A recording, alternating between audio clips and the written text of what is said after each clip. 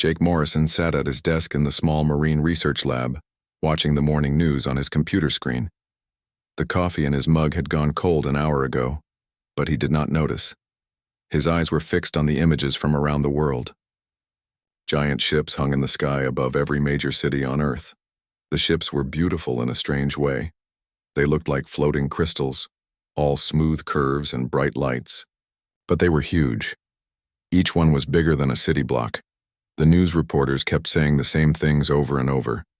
No one knew where the ships came from. No one knew what the aliens wanted. All the world's armies were ready to fight, but the ships just stayed there, silent and still. Jake pushed back from his desk and walked to the window. His lab sat on a cliff overlooking Haven Bay, a small fishing town on the coast. The ocean stretched out before him, blue and calm.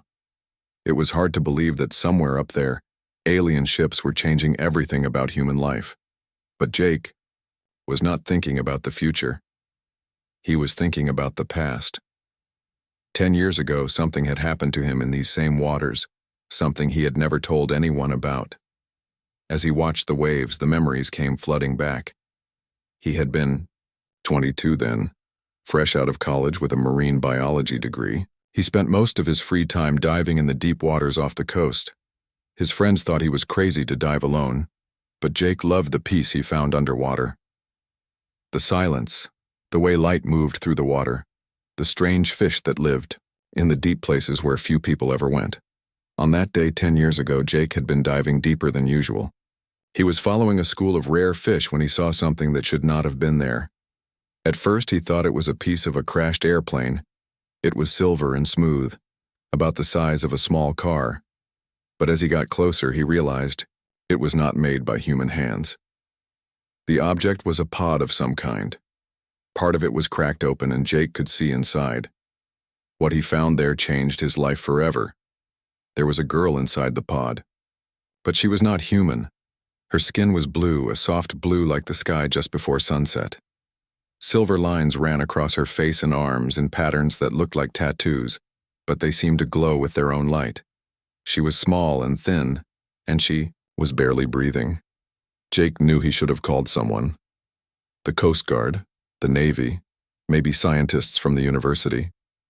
But the girl looked so young, so helpless.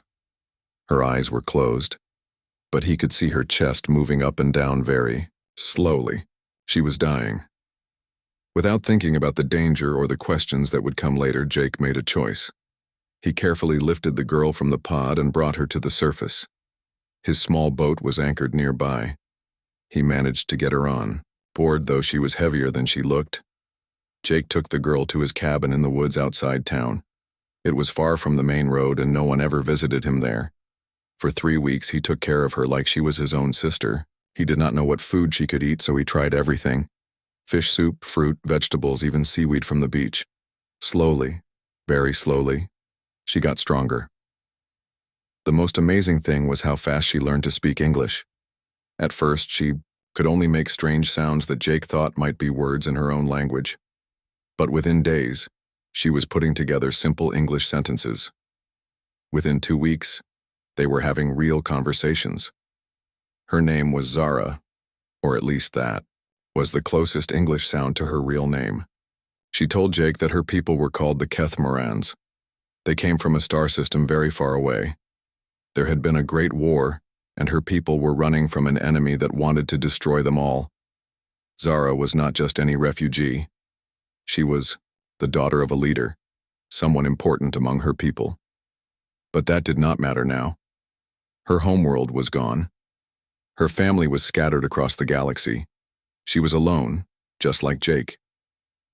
During those 3 weeks, Jake and Zara became friends. She was curious about everything on Earth. She wanted to know about human music, human food, human ways of thinking. Jake showed her books and movies. He taught her to play simple card games. In return, she told him stories about her world and the strange creatures that lived among the stars. But Zara could not stay forever. Her people needed her. Other refugees were out there, lost and afraid.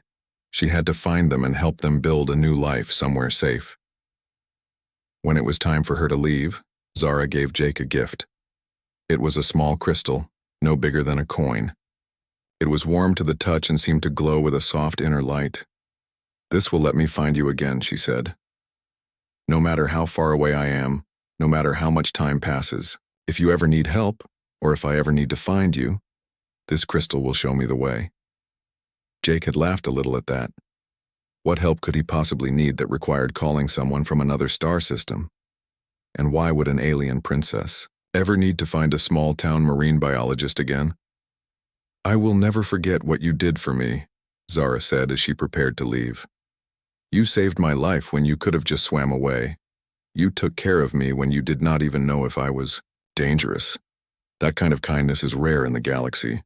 Her repaired pod rose from the ocean that night, silent as a dream. Jake watched it disappear into the stars and wondered if he would ever see her again. Now, 10 years later, Jake reached into his desk drawer and pulled out the crystal Zara had given him. It was warm, just like always. But today it was doing something it had never done before. It was pulsing with light like a heartbeat. Jake walked back to the window and looked up at the sky. Somewhere up there, beyond the clouds, alien ships were waiting, and somehow, Jake knew that his quiet life in Haven Bay was about to end forever. The phone rang. Jake looked at the caller ID and saw it was his boss at the research station. "Jake," his boss said when he answered, "you need to turn on the news. Right now. The aliens are asking for someone. They are asking for you." Jake stared at the phone in his hand. His boss had hung up, but Jake could not move. The aliens were asking for him. That was impossible. He was nobody special. Just a man who studied fish in a small town that most people had never heard of. He turned the television volume up. The news reporter was talking fast, her voice full of excitement and fear. "The alien fleet has sent a message to the United Nations," she said. "They are requesting a meeting with Earth's leaders, but they have made one strange demand. They want to meet with a specific human being, a man named Jake Morrison from Haven Bay." Jake dropped into his chair. On the screen they were showing a picture of him. It was his photo from the research station website. How did they even find that? "Officials are trying to locate Mr. Morrison now," the reporter continued. "No one knows why the aliens have asked for him specifically. Government sources say they are treating this as a matter of national security." Before Jake could fully understand what was happening, he heard cars pulling up outside his lab. Through the window he saw black vehicles with government license plates. Men and women in dark suits were getting out. Jake's hands shook as he put the crystal in his pocket. Whatever was about to happen, he would need it with him. The door to his lab opened without a knock. A woman in a military uniform walked in, followed by several people in suits. The woman had short brown hair and sharp eyes that seemed to see everything at once. "Mr. Morrison," she said, "I am Captain Lisa Park with Earth Defense Command. We need you to come with us right now." "I do not understand," Jake said. "Why do the aliens want to talk to me? I have never done anything important." Captain Park studied his face carefully. "That is what we need to find out. The alien ships have been in our skies for 6 hours. They have not responded to any of our attempts to communicate. Then, 1 hour ago, they sent a single message. They want to meet with you." Jake stood up slowly. "What if I say no?" "Mr. Morrison," one of the men in suits said, "the fate of our entire planet might depend on this meeting. These aliens could destroy us all, if they wanted to. If they are asking for you specifically, we need to know why." Captain Park stepped closer. "We are not forcing you to come, but we are asking. Whatever connection you have with these aliens, it might be the only chance we have to avoid a war." Jake thought about Zara. Sweet, curious Zara who had asked him 100 questions about human music and human food. Could she really be connected to this fleet of massive ships? It seemed impossible. But the crystal in his pocket was still pulsing with warm light. "Okay," Jake said. "I will come with you." The flight to New York took 2 hours. Jake sat in a military transport plane, surrounded by soldiers and government officials. Captain Park sat across from him asking questions. "Have you ever had any contact with aliens before?" she asked. Jake hesitated. He had kept Zara's secret for 10 years, but now it seemed like the secret was over. Yes, he said. 10 years ago. Captain Park leaned forward. Tell me everything. So Jake told her about finding the crashed pod, about the blue girl with silver markings, about taking care of her for 3 weeks, about how smart she was, how quickly she learned English, about the stories she told of war among the stars. Her name was Zara, Jake said. She said her people were called the Kethmorans. They were running from some kind of enemy. Captain Park took notes on everything he said. Do you think this Zara could be connected to the ships above our cities? I do not know, Jake said. She was just a girl when I knew her. But she was also a refugee from a war I could not understand. Maybe things changed for her people. When they reached New York, Jake saw that the United Nations building was surrounded by soldiers and news crews. The alien ship above the city was even bigger than it looked on television. It hung there like a floating mountain, blocking out part of the sky. Inside the UN building, Jake met with presidents and prime ministers from around the world. They all wanted to know the same thing. What was his connection to the aliens? What did they want? I can only tell you what I told Captain Park, Jake said. 10 years ago, I helped someone who needed help. That is all. The President of the United States, a tired-looking woman named Helen Carter, shook her head. Mr. Morrison, we have tried everything to communicate with these ships. They ignore our radio signals. They do not respond to mathematical messages. They just wait. But when we broadcast your name, they immediately responded. They said they will only speak with you. Jake touched the crystal in his pocket. It was getting warmer. Then I guess I need to talk to them, he said. They set up the meeting in a large conference room at the top of the UN building. Jake sat at one end of a long table. Government officials from every major country sat along the sides. Cameras recorded everything. At exactly 3 o'clock, a light appeared in the center of the room. It grew brighter and bigger until it formed into the shape of a person. But it was not just any person. It was Zara. But she was not the young, scared girl Jake remembered. This Zara was a grown woman, tall and confident. She wore flowing robes that seemed to be made of starlight. A crown of silver and blue crystal sat on her head. The silver markings on her face had grown more complex, forming patterns that looked like flowing water. But her eyes were the same. Kind, intelligent, and a little sad. Hello, Jake, she said in perfect English. It has been a long time. The room was completely silent. Jake could hear his own heartbeat. Hello, Zara, he said. You look different. She smiled, and for a moment she looked like the young girl he had rescued from the ocean. 10 years is a long time. Many things have changed. Are you really here? Jake asked. Or is this some kind of projection? I am aboard my flagship in orbit above your planet, Zara said. But this technology allows me to speak with you as if I were in the same room. President Carter cleared her throat. Excuse me, but could someone explain what is happening here? Zara turned to look at her. When she spoke, her voice carried the authority of someone used to being obeyed. I am Empress Lyralee of the Kethmoran Empire, she said. But this human knew me by a simpler name when we were both much younger. She looked back at Jake. You saved my life once. You showed me kindness when I was alone and afraid. You asked for nothing in return. That is not something I could ever forget. The Kethmoran Empire, Captain Park asked. How big is this empire? We control 47 star systems, Zara said. We have fleets of ships and worlds full of people who look to me for protection. But none of that would exist if Jake had not pulled me from that crashed pod 10 years ago. Jake felt dizzy. The scared refugee girl he had helped was now the ruler of an empire that spanned the stars. Why are you here? He asked.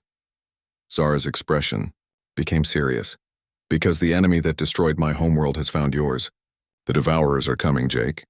And humanity has perhaps 6 months before they arrive. The room erupted in worried voices. But Jake only heard the fear in Zara's voice when she said the word, Devourers. What do they want? Jake asked. Everything, Zara said. They consume entire worlds, turning all life into fuel for their machines. They have destroyed thousands of civilizations, and now they have detected the rapid growth of human technology. They see your species as a threat that must be eliminated. President Carter stood up. Are you here to help us or to conquer us? Zara looked at her with something that might have been pity. I am here because I owe a debt to one human that I can never repay. My empire stands ready to defend your world, but we cannot do it alone. The Devourers are stronger than anything you can imagine. If humanity wants to survive, we must work together. Jake stood up and walked closer to Zara's projection. What do you need from us? Your creativity, she said. Your refusal to give up when things look impossible. Your ability to care about strangers. Those are weapons the Devourers have never faced before. She reached out as if to touch his face, but her hand passed through him like light. I have spent 10 years building an empire, Jake. I have conquered worlds and commanded fleets. But I never forgot the human who taught me that sometimes the most powerful thing you can do is simply be kind to someone who needs help. Jake felt tears in his eyes. I just did what anyone would do. No, Zara said softly. You did what only humans do, and that might be exactly what we need to save the galaxy. 3 weeks had passed since the aliens arrived. Jake's life had changed completely. He now lived in a secure government building in Washington, D.C., working as the official human representative to the Kethmoran Empire. Every day brought new meetings, new problems, and new fears. Jake sat in a conference room with Commander Ben Foster, a military officer who had become his closest ally in the government. Across from them sat Dr. Amy Martinez, a brilliant scientist who was studying the alien technology that Zara's people were sharing with humanity. The energy shield generators are working perfectly, Dr. Martinez said, looking at her tablet. We have successfully protected 3 major cities from the test attacks, but we need at least 6 months to build enough shields to protect the entire planet. Commander Foster frowned. According to the long-range sensors, we only have 4 months before the Devourers arrive. Maybe less. Jake rubbed his tired eyes. He had been working 18-hour days trying to help humans and Kethmorans understand each other. It was harder than he had expected. Both sides were afraid, and fear made people suspicious. What about the new spaceships? Jake asked. The designs are incredible, Dr. Martinez said. The Kethmoran technology is at least 100 years ahead of ours, but building these ships requires materials we do not have enough of, and training. Human pilots to use alien controls is taking longer than we hoped. The door opened and General Richard Stone walked in. Jake's heart sank. General Stone was the leader of a group of military officers who did not trust the aliens. He believed the whole thing was a trick to make humans weaker. Morrison, General Stone said, his voice cold. I need to talk to you. What about? Jake asked. General Stone put a tablet on the table. On the screen was a news report from London. Jake could see smoke rising from buildings and people running in the streets. Last night, a group calling themselves Earth First attacked the Joint Research Facility in England, General Stone said. They killed 6 human scientists and 4 Kethmoran technicians. They said they were protecting humanity from alien contamination. Jake felt sick. That is terrible. Is it? General Stone asked. Or is it exactly what should happen when we let aliens take over our planet? Commander Foster stood up. General, those people were working to save our world. Were they? General Stone asked. Or were they helping aliens learn everything about human technology and human weaknesses? How do we know these Devourers are even real? How do we know this is not all a plan to conquer Earth without firing a shot? Jake had heard these arguments before. Some humans believed that Zara was lying about the Devourers. They thought the Kethmorans had come to take over Earth, and the story about an ancient enemy was just a trick to make humans cooperate. I have seen the evidence, Jake said. The long-range sensors show massive ships approaching our solar system. The computer models prove that these Devourers exist.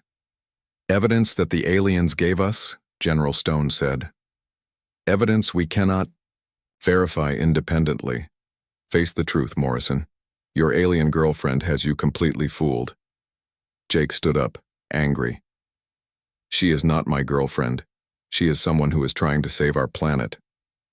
By making us completely dependent on her technology, General Stone asked. Think about it. Before the aliens came, humans solved our own problems.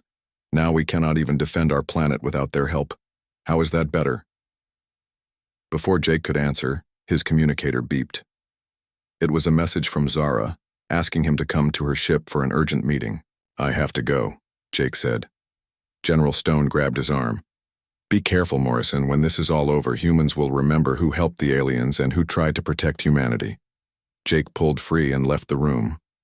As he walked to the transportation pad that would take him to Zara's ship, he wondered if General Stone might be right about some things. Were humans becoming too dependent on alien technology? What would happen if the Kethmorans decided to leave? The transportation pad used alien technology to move Jake instantly from Earth to Zara's flagship, the Stellar Dawn. The ship was beautiful inside, with curved walls that seemed to be made of crystal and light. Kethmoran crew members moved quietly through the corridors, their blue skin and silver markings making them look like living art. Jake found Zara in her private quarters, a large room with windows that showed the stars. She was sitting in a chair that seemed to be grown from the ship itself, reading reports on a screen made of pure light. Jake, she said when she saw him, thank you for coming so quickly. She looked tired. Jake had learned that ruling an empire was exhausting work, even for someone with Zara's intelligence and strength. I heard about the attack in London, Jake said. I am sorry about your people who died. Zara's expression became sad. 4 good scientists, killed because some humans fear what they do not understand. This is exactly what I was afraid would happen. Not all humans think that way, Jake said. Most of us are grateful for your help. Are they? Zara asked. I have been reading your news reports and social media. Fear is spreading faster than gratitude. Every day, more humans decide that we are the real enemy. Jake sat down in a chair across from her. Some people are always afraid of change, but the ones who matter, the scientists and leaders who are working with us, they understand what you are trying to do. Zara touched a control on her chair, and the windows changed to show Earth floating in space below them. The planet looked so beautiful and fragile. When I was young, Zara said, before the war destroyed my homeworld, I used to think that all civilizations were basically good. I thought that if people just understood each other, they would naturally want to help each other. You do not believe that anymore? Jake asked. I still want to believe it, Zara said. But I have seen too much. I have watched good people choose fear over hope. I have seen civilizations destroy themselves rather than accept help from strangers. Jake looked at Earth through the window. Is that what you think will happen to us? Zara was quiet for a long moment. I hope not, but I am worried, Jake. The attacks on our joint facilities are getting worse. Your General Stone is gathering more support for his ideas, some of my own. Advisors are telling me that humans cannot be trusted. What do your advisors want you to do? They want me to take direct control of Earth's defenses, Zara said. They say humans are too divided and too primitive to defend themselves effectively. They want me to impose martial law and run the planet like a military base until the Devourer threat is over. Jake felt a chill. You would not do that. I do not want to, Zara said. But what if it is the only way to save your species? What if human democracy is too slow and too chaotic to organize an effective defense? Jake stood up and walked to the window. Far below, he could see lights from human cities. In those cities, people were living their lives, falling in love, raising children, creating art and music and stories. The thought of all that being controlled by alien rulers, even kind ones like Zara, made him feel sick. There has to be another way, Jake said. I hope so, Zara said, because if there is not, I will have to choose between respecting human freedom and saving human lives. And if the Devourers come while we are still fighting among ourselves, we will all lose everything. Jake turned back to her. Tell me about the Devourers. Really tell me. What are we fighting? Zara's expression became grim. They are not like any enemy you can imagine. They are machines. But they are also more than machines. They learn from every civilization they destroy. They take the best ideas, the best technology, the best strategies, and they add it to their collective knowledge. How many worlds have they destroyed? Thousands, Zara said. Maybe tens of thousands. They have been spreading across the galaxy for millions of years. Every few centuries they wake up and choose a new region to consume. Then they sleep again while they process what they have learned. Why did they choose our region now? Because humans developed space travel so quickly, Zara said. Most civilizations take thousands of years to go from simple tools to spaceships. Humans did it in less than a century. The Devourers see rapid technological growth as a sign of dangerous intelligence. Jake felt a strange pride mixed with terror. Humans were being targeted because they were too smart and too creative. It was almost funny, in a dark way. So what happens when they arrive? Jake asked. They will send small ships first, Zara said. Scout ships that will study our defenses and tactics. Then they will send larger fleets to destroy our military forces. Finally, they will bring the harvester ships that turn entire planets into raw materials. How long do we have once they arrive? If we cannot stop the first wave of scouts, Zara said, we will have perhaps 2 weeks before the main fleet arrives. And if we cannot stop the main fleet, we will have perhaps 2 days before the harvesters begin. Jake sat back down, feeling overwhelmed. So everything depends on the next few months. Yes, Zara said. Everything depends on whether humans and Kethmorans can learn to work together, whether we can build trust instead of fear, whether we can show the galaxy that different species can stand together against the darkness. Jake reached into his pocket and pulled out the crystal Zara had given him 10 years ago. It was still warm, still pulsing with soft light. You gave this to me so you could find me again, Jake said. But I think it was really so I could find you. Jake floated in zero gravity inside the bridge of the stellar dawn, watching the screens that showed the outer edge of the solar system. 3 months had passed since his last conversation with Zara about trust and cooperation.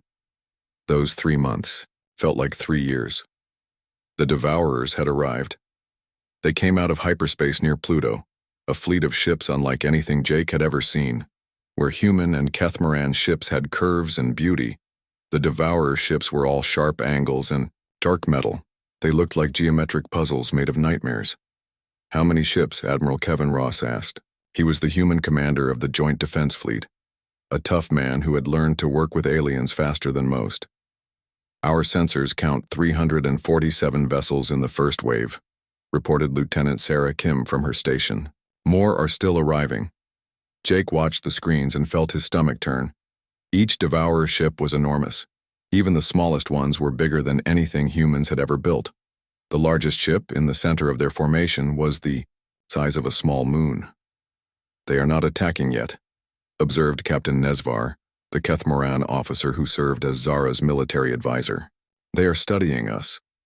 Zara stood at the center of the bridge wearing armor that looked like it was made of starlight and steel. She had changed a lot in the past 3 months. The attacks on Earth had gotten worse. More humans had died. Some of her own people had been killed by human terrorists who thought all aliens were enemies. They are learning our patterns, Zara said. Every minute we wait, they understand more about our technology and our tactics.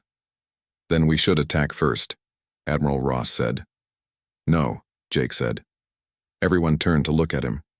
As the official human representative to the fleet, his words carried weight, but Jake was not thinking about politics or military strategy. He was thinking about something Zara had told him about human creativity. The Devourers expect us to attack them directly, Jake said. That is what every other civilization has done, but what if we do something they do not expect? What do you mean? Zara asked. Jake pointed at the screen showing Jupiter. Over the past few days, small Devourer ships had been mining Jupiter's moons, turning them into raw materials for building more ships. They are treating this like every other invasion, Jake said. They think they understand us because they have fought thousands of other species, but they have never fought humans before. How is that different? Captain Nesvar asked. Jake smiled, remembering something from his childhood. Because humans do not always do the logical thing. Sometimes we do things that make no sense at all, and sometimes those crazy things work. Admiral Ross caught on first. You want to confuse them? I want to confuse their computers, Jake said. The Devourers are machines. They make decisions based on logic and probability. But what happens when they try to predict something that has no logic at all? Zara's eyes lit up with understanding. You want to use human irrationality as a weapon. Exactly, Jake said. Let me talk to the human pilots. 20 minutes later, Jake was addressing the combined human and Kethmaran fleet over the communication system. He looked at the faces on the screens, human faces and alien faces, all looking back at him with hope and fear. I know you are all scared, Jake said. I am scared too. We are about to fight an enemy that has destroyed thousands of worlds. But I want you to remember something.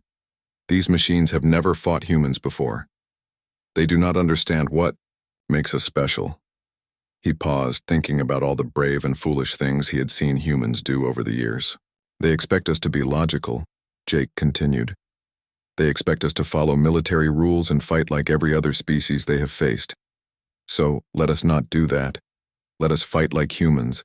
Let us be brave when we should be careful. Let us help each other when it makes no tactical sense. Let us do things that are completely crazy and see what happens. The first battle began an hour later near Saturn's rings. The combined fleet attacked the Devourer ships that were mining the ice and rock. It should have been a disaster. The Devourer ships were bigger and stronger. But something amazing happened. Captain Steve Parker, flying a human fighter, saw a damaged Kethmaran cruiser about to be destroyed. Instead of continuing his attack run, he flew his small ship directly into the path of the Devourer weapons.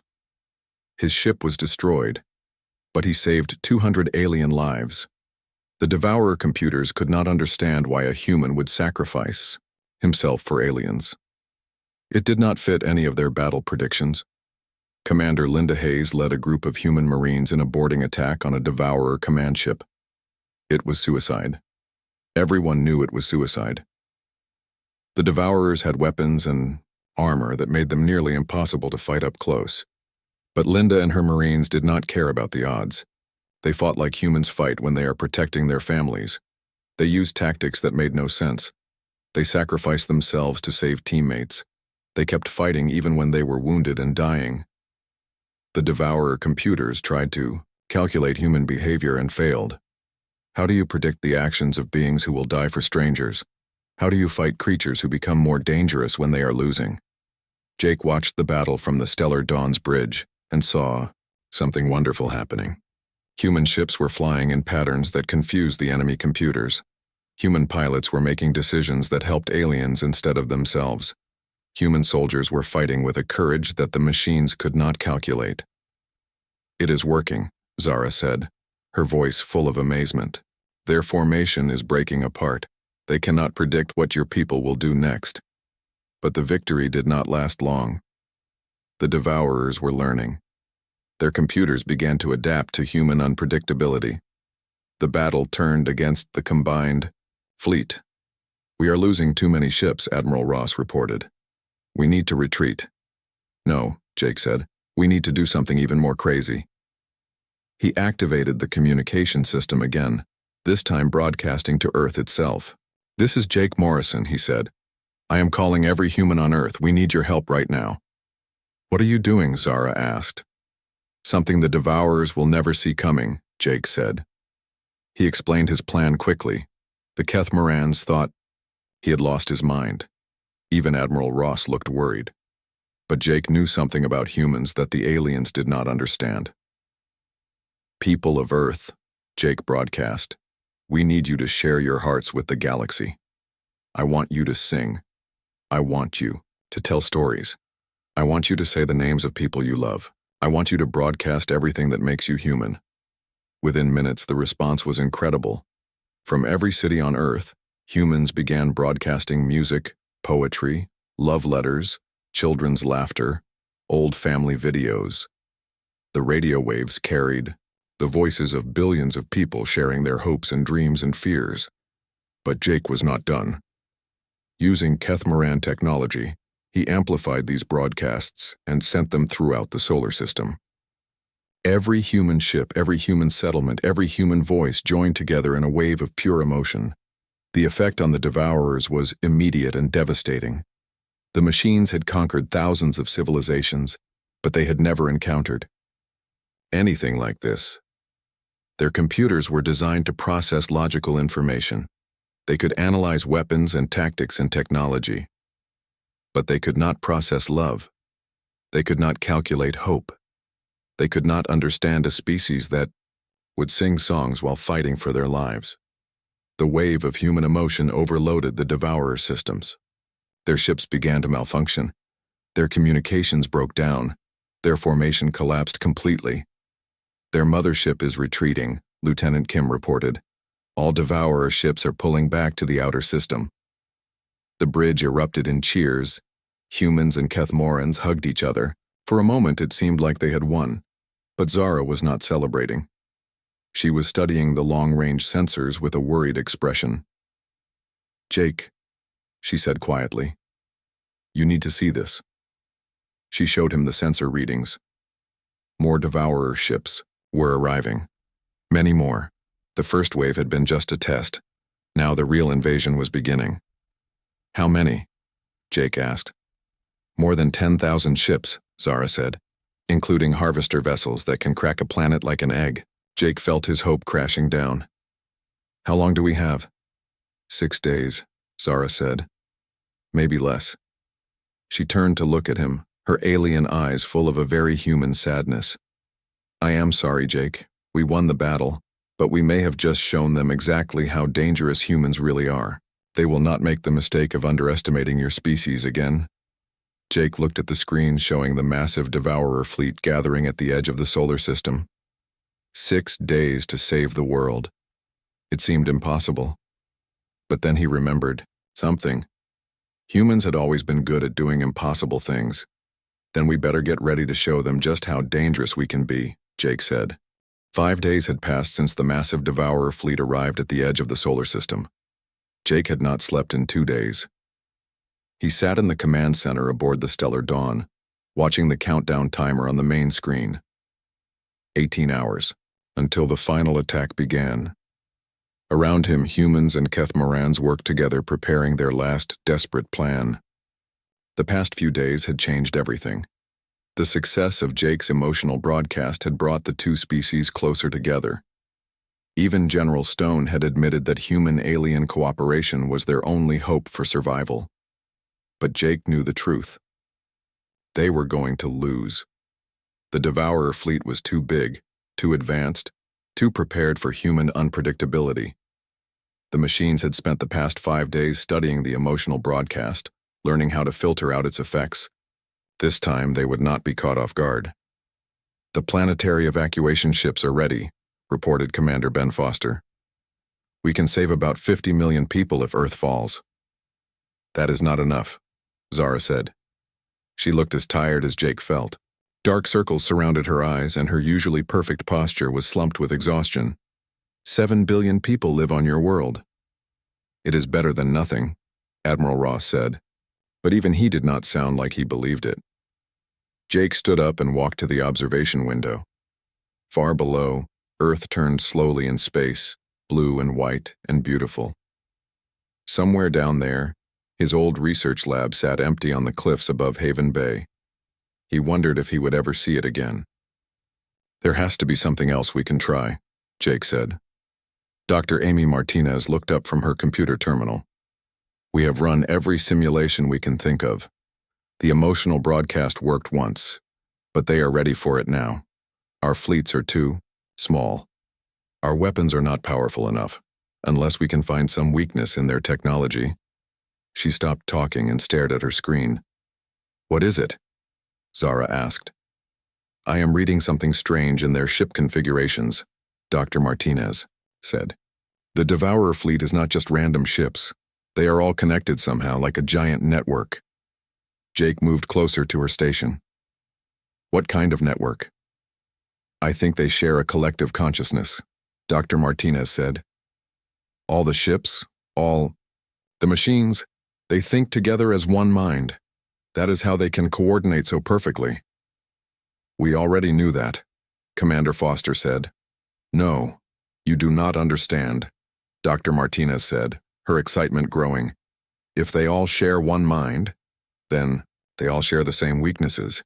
If we could overload that mind somehow, Zara's eyes widened. The emotional broadcast. It did not just confuse their computers, it actually hurt their collective consciousness. Jake felt a spark of hope. So if we could make the broadcast stronger, much stronger, Dr. Martinez said, strong enough to reach every ship in their fleet at the same time, we might be able to overload their entire network. How strong would it need to be? Admiral Ross asked. Dr. Martinez worked on her calculations for several minutes. When she looked up, her face was pale. We would need to broadcast the emotional output of the entire human species, she said. Not just Earth. Every human in the solar system. Every space station, every colony, every ship. And we would need to amplify it through every communication device we have. That is impossible, Commander Foster said. The power requirements alone would drain every energy source we have. Jake looked at the countdown timer. 17 hours and 32 minutes. What if we use the Kethmaran ships as amplifiers? Jake asked. Zara shook her head. My people cannot contribute to an emotional broadcast the way humans can. Our minds work differently. We would not add to the signal. No, Jake said, but your ships could boost the human signal, make it stronger, spread it farther. Dr. Martinez was already working on new calculations. It might work, she said, but every human ship and every Kethmaran ship would have to work together perfectly, and someone would have to coordinate the entire broadcast from the center of the fleet. I will do it, Jake said. It is too dangerous, Zara said. If you are at the center of that kind of emotional amplification, it could kill you. Jake looked around the command center at all the faces watching him. Human faces and alien faces, all depending on him to help save their worlds. 10 years ago, I jumped into the ocean to save one person, Jake said. Today I need to jump into something much deeper to save everyone. Zara grabbed his arm.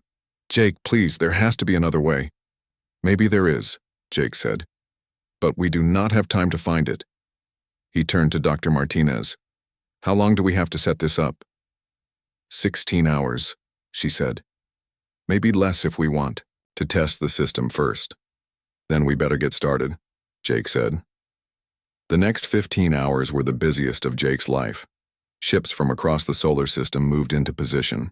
Communication arrays were linked together in a network that spanned from Mercury to Pluto. Every human settlement prepared to broadcast their strongest emotions at exactly the same time. Jake positioned himself aboard a small scout ship in the center of the fleet formation. The ship was surrounded by Kethmaran amplifier vessels that would boost his signal and send it to every corner of the solar system. Are you ready? Zara asked over the communication system. She was back aboard the Stellar Dawn, coordinating the military defense. Jake looked at the controls in front of him. They would allow him to tap into the collective emotions of the entire human species and focus them into a single, devastating broadcast. As ready as I can be, Jake said. The Devourer fleet is beginning their final approach, Admiral Ross reported. All ships prepare for battle. Jake activated the emotional amplification system. Immediately, he felt the minds of billions of humans connecting to his. Their fears, their hopes, their love for their families, their determination to survive. It was overwhelming. From Earth came the voices of children singing lullabies their mothers had taught them. From the Mars colonies came the prayers of people who had left everything behind to build new lives among the stars. From the space stations came the memories of grandparents who had died and lovers who were far away. Jake, Zara's voice came through the system. The Devourers are accelerating. You need to start the broadcast now. Jake closed his eyes and opened his mind completely to the human experience. 7 billion people shared their deepest emotions with him. The love between parents and children. The friendship between people who had nothing in common except their humanity. The grief of loss and the joy of new life. But more than anything else, Jake felt their determination. Humanity would not go quietly into the darkness. They would fight for their children and their dreams and their right to exist in the universe. Jake took all of that emotion and focused it into a single thought. We are here. We matter. And we will not be erased. The broadcast hit the Devourer fleet like a tsunami of pure feeling. For millions of years, the machines had operated on logic and efficiency. They had never encountered a force like human emotion, concentrated and amplified across an entire species. The first Devourer ships began to shut down immediately. Their collective consciousness could not process the flood of irrational, beautiful, terrible human feelings. Love and hate and hope and fear crashed through their networks like lightning. "It is working," Zara shouted over the communication system. "Half their fleet is offline." But Jake barely heard her. The emotional amplification was tearing him apart. He felt like he was drowning in the feelings of billions of people. His heart was beating too fast. His vision was going dark. Just when he thought he could not take any more, Jake felt something unexpected. The humans were not just sharing their emotions with him, they were sharing their strength. Every person on Earth, every colonist on Mars, every space worker in the asteroid belt was lending him their will to survive. Jake opened his eyes and saw the Devourer fleet breaking apart. Ship after ship went dark as their collective consciousness collapsed under the weight of human emotion. The massive mothership at the center of the fleet was spinning out of control, its systems completely overloaded. "The remaining ships are retreating," Admiral Ross reported. "They are jumping back into hyperspace."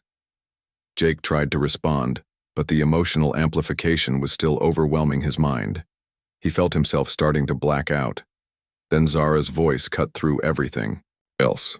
"Jake, you did it. You saved us all. Now come back to us." Jake focused on her voice and slowly disconnected from the amplification system. The flood of emotions faded to a whisper, then disappeared completely. He was alone in his own mind again. "Is it over?" Jake asked weakly. "It is over," Zara said. "The Devourers are gone. Earth is safe." 6 months later, Jake stood on the observation deck of Harmony Station, the first joint human Kethmaran space station. Through the transparent walls, he could see Earth below and the Kethmaran ships that still orbited the planet. But they were no longer a military fleet. They were explorers, teachers, and friends. Zara found him there, watching human and alien children play together in the zero-gravity playground. She looked different now, still regal, still powerful, but also more relaxed than he had ever seen her. "The Council of Worlds has officially accepted humanity as a member," she said. "You are now part of the galactic community." "Because we survived the Devourers?" Jake asked. "Because you taught the galaxy something new," Zara said. "You showed us that emotion is not a weakness. It is a strength that can overcome any logica,